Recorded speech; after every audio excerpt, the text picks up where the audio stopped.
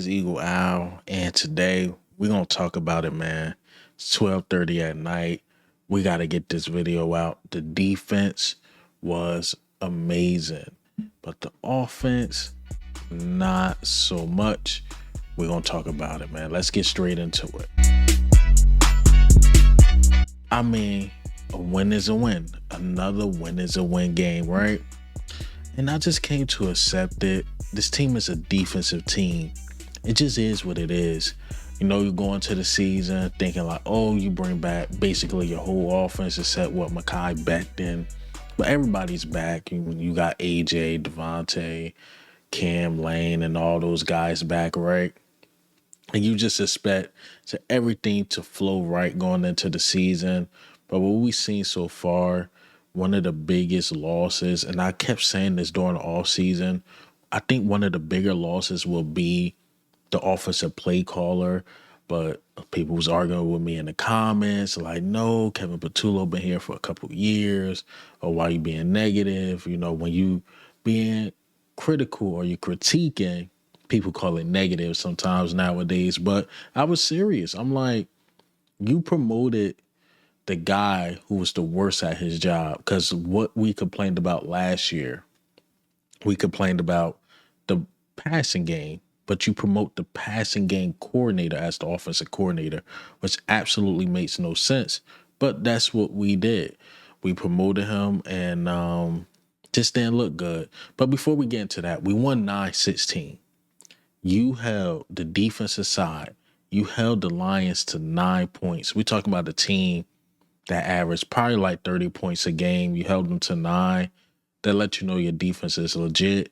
And for the people that don't live near Philly or in Philly or in Jersey, like the tri-state area, it was really windy. So I expected the ball to flutter a little bit.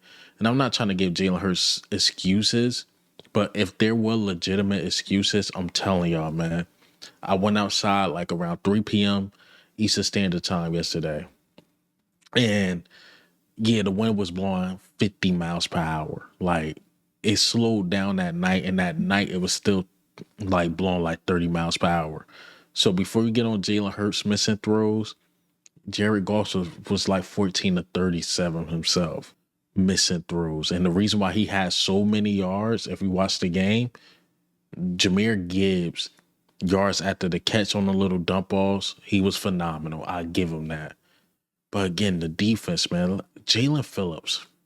You know, we went into this season and like the first 4 or 5 games, we kept saying this defense could be legit, right? It could be really, really, really good.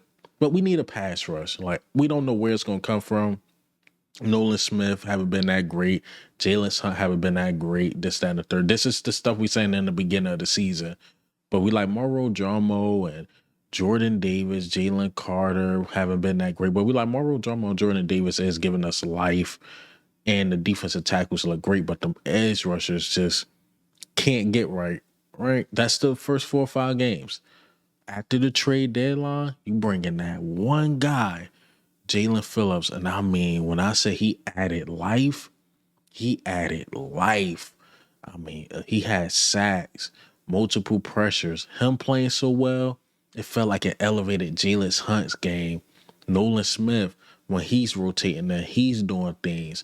And now Jalen Phillips being that focal point, now you're seeing Jalen Carter looking his best. Jordan Davis had, what, 3 tip balls today, batted balls? I think Jalen Carter had about 2, batting and batting and batting the ball at the line. You would think Jared Goff was 5'9" out there throwing the ball. So the defensive line, man, they was phenomenal. I mean, Jared Goff, honestly, I think he started to see ghosts. Like, he's throwing dirt balls. He's overthrowing. He just didn't look that great. And then again, the wind was going against him as well. It was so windy. And that lets you know, even though Detroit is a cold city, they play in the dome and they used to that dome. So when you win these type of games and you can hold on to that first seed, a lot of people is not going to want to come to Philadelphia in January. They not. You think Detroit want to go there again? You think the Rams want to go there in January? Think about these teams. You think Tampa want to go there? No, they don't. So that's why you got to hold on to that first seed, knock off all these warm cities and dome teams. You can knock them off. Then the Rams, stuff like that, they have to travel all the way to us. Or even if the 49ers, we run into them again, they have to travel to us, deal with our cool city. So we got to hold on to that first seed. So those were the important things, right? Defense showing up, holding on to that first seed. You got tiebreakers with damn near everybody, damn near all these division leaders. Now Chicago's a division leader. And guess what? You get to see them in 2 weeks after you play the Cowboys. And I'm so happy that Cowboys game is at 4 o'clock because these late night videos been getting to me. But man, you did what you were supposed to do to win that game. But it's just so hard. And I get it. Defense win championships. And that's true. But it's so hard. Maybe want to gouge my eyes out watching this offense. Now, this game was a lot more entertaining than the one against the Green Bay Packers. But watching this offense is irritating because we know how good Devontae is. Devontae, you can't drop 3 passes in one game. Dallas Goedert, you can't drop passes in the game.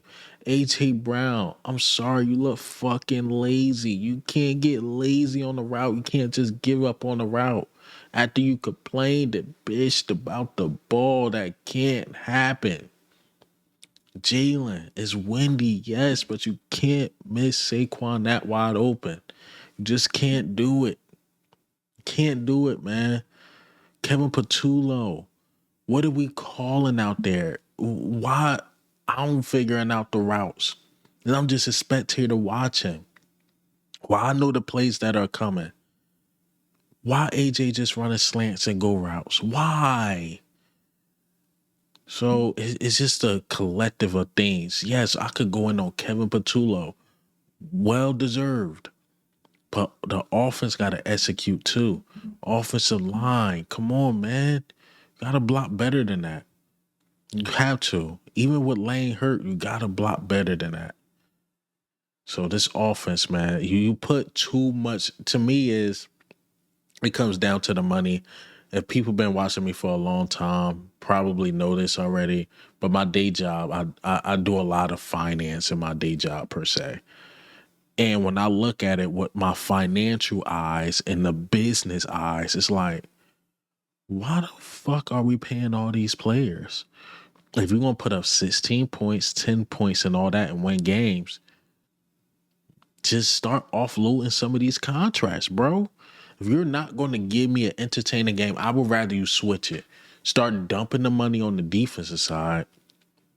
Just keep some really good players or good players on the offensive side where you could put up enough points. If you want to play this style of football, conservative, not really using your weapons like that.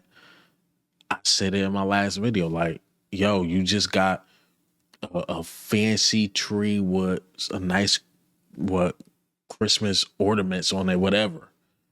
Like you got this nice tree, but you're not doing nothing with it. You ain't doing nothing with it, man. So just you might as well just offload the money on the other side of the ball because Nakobe Dean need a bag. Nakobe Dean deserves a bag.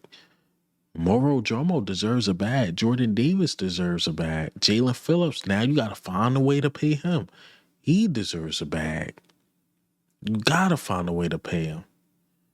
I ain't see Jahai Campbell too much. I think his snap count went lower. Adoree Jackson, I'm not saying he deserves a bag, but shit, he had a good game. Had a good game. I ain't seen great, phenomenal A+. If I had to grade Adoree Jackson, I'd give him a B-. He held St. Brown to 2 catches, y'all. 2. So, he did give up the touchdown to Jameson Williams. But come on, man. Jameson Williams beating a lot of people on that crossing route. But other than that, man, Adoree Jackson had a good game. Again, Makuba, another good game. I thought Reed dropped some picks. I thought Reed probably dropped like 2-3 of them things. But we ain't going to complain about that. Again, if you had a complaint about this game, this offense has to be better. Defense was great. Y'all know me, I'll dig more into the stats. But I'm gonna wrap this one up for y'all, man. I am sleepy and I got work in the morning. At least these next two games are not late night games. You got Chicago on the Black Friday at 3 p.m. and then you got Cowboys at 4:25. And that's what make it like worse. It's like, dang, man. We could have blew these dudes out. We could have made it more entertaining. We stopped them on fourth down five, 6 times this game. They did not convert one fourth down. You know what that mean? Good field position at the good field position at the good field position at the good field position at the good field position at the good field position.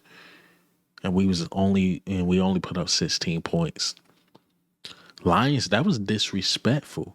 They're like, man, they offense ain't doing nothing. We're gonna just keep going for it. And guess what? They were right. They were right in some way, somehow, because we weren't. It did bite them a couple times because we got a couple field goals out of it. And they offense couldn't do nothing either. So it was just a battle of the defense once again. But that's all I got for you guys today. And hey, man, what do you think? How do you feel, man? Y'all know me dig more into the stats on my next video. Get more of a breakdown, but equal out need some sleep, y'all. Another night, sleepless, thinking about what I'm going to talk about, my initial reaction. And again, my initial reaction is positive. Like, we won the game. You remain the number one seed. Really, the negative is that I'm looking at the money on the offensive side, and I'm like, 16 points. And then 3 of those points came off like damn near pick six, and you was like at the 10, couldn't score. It's just like, gotta be better, man. Gotta be better, and they could be better. But this is equal out, man. I'm out.